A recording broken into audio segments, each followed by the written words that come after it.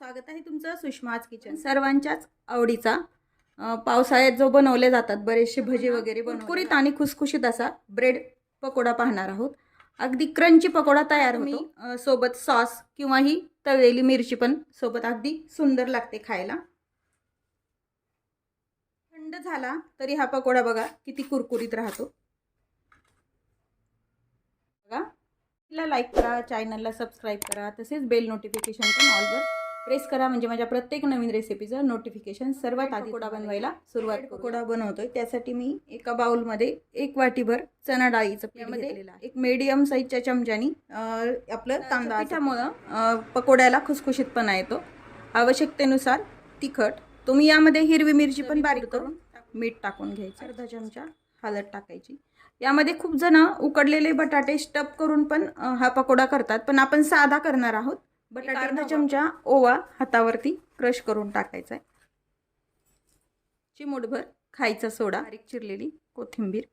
हे सर्व जिन्नस आधी कोरडेच मिक्स करून घेऊया। सर्व जिन्नस आपण कोरडे मिक्स करून घेतलेत। यामध्ये थोडं थोडं पाणी घालत पीठ भिजून घ्यायचं आहे आपल्याला। एकदम पाणी नाही घालायचं, जास्त जर पाणी एकदम घातलं तर ह्या पिठाच्या गुठळ्या तयार होतात, त्यामुळे थोडं थोडं पाणी टाकत हे पीठ आपण भिजून घेऊया। आपण भिजून घेतलंय साधारण आपलं हे 1 वाटीभर आणि वरती 1 चमचा पीठ आहे। याला 1 वाटी आणि थोडंसं वरती पाणी लागलंय भिजवायला। इतपतच भिजवायचं, असं जास्त पातळ नाही व एकदम घट्ट पण नाही पीठ भिजून घ्यायचं। जसं आपण बटाट्याचे पकोडे करतो ना त्याच टाईपमध्ये हे भिजून घ्यायचं आहे। आता हे 15 मिनिट रेस्ट करू द्यायचं पिठाला, म्हणजे छान भिजल्या जातं। हे आपण 4 ब्रेडच्या स्लाइस घेतलेल्या आहेत, त्याच्या ह्या कडा काढून घ्यायच्या, नाही काढल्या तरी चालतात। ह्या कडा सुद्धा आपण छान तेलामध्ये फ्राय करू शकतो पिठात भिजून, किंवा मग तुम्हाला जर काढायचे नसतील तर नाही काढल्या तरी चालतं। आपण सर्व कडा काढून घेऊ। आता या ब्रेडचे आपण असे ट्रायंगल साइज कट करून घेऊया,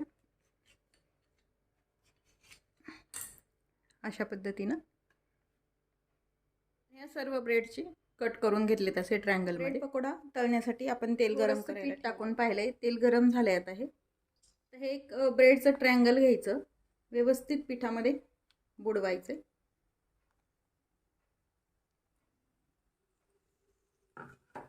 पिठामध्ये बुडून आपण तळायला टाकलंय। एक साईडला तळून झाल्यानंतर छान गोल्डन ब्राऊन कलरवर तळल्यानंतर दुसरी साईड आपण पलटून घेऊया।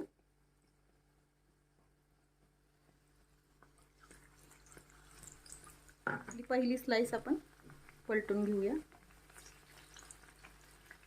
तळल्या गेलंय एका साईडनं, आता एका साईडनं तळून घ्यायचं। मात्र मीडियमच ठेवायचा, मीडियम गॅसवरतीच तळायचं, म्हणजे असं क्रंची होतं हे तळल्या गेल्यानंतर। आणि तांदळाचं पीठ पण आपण टाकलंय, त्यामुळे व्यवस्थित कुरकुरीत पकोडा तयार होतो। आता हा दुसरा पण आपण पलटून घेऊया। काटे चमच्यानी पलटायला सोपं जातं हे, त्यामुळे शक्यतो मी काटा चमचा वापरते। आता हे दोन्ही पकोडे छान खरपूस होईपर्यंत 2 स्लाइस मध्ये बटाट्याचं सारण भरून पण पकोडा करतात, सुंदर होतो तो पण आपण हा साधा बटाटा न वापरता प्लेन केलेला आहे। दोन्ही पकोडे छान तळून झाले तर व्यवस्थित तेल निथळून घ्यायचं याच्यातलं पूर्ण, आणि एका टिश्यू पेपरवरती काढून घ्यायचे। सर्व पकोडे आपण असेच तळून घेऊया। तळून झालेत आपण त्यासोबत खाण्यासाठी हिरवी मिरची तळूया। हिरव्या मिरचीला मधोमध थोडंसं कट करून घ्यायचं आणि थोडीशी तळून घ्यायची, सोबत पण दिल्या जाते। ह्या पकोड्यासोबत पण छान लागते खायला। आता ही तळून झाली आहे, काढून घेऊया। ब्रेड पकोडे तयार आहेत, अगदी कुरकुरीत ब्रेड पकोडे तयार होतात हे। आणि सोबत हिरवी मिरची सॉस, तुमच्या आवडीच्या चटणीसोबत हे ब्रेड पकोडे तुम्ही खाऊ शकता। पहा, लाईक करा, चॅनलला सबस्क्राइब करा, तसेच बाजूचं बेल आयकॉन पण ऑलवर प्रेस करा म्हणजे माझ्या प्रत्येक नवीन रेसिपीचं नोटिफिकेशन सर्वात आधी तुम्हाला। पुन्हा भेटूया, तोपर्यंत बाय बाय। व्हिडिओ पाहिल्याबद्दल खूप धन्यवाद।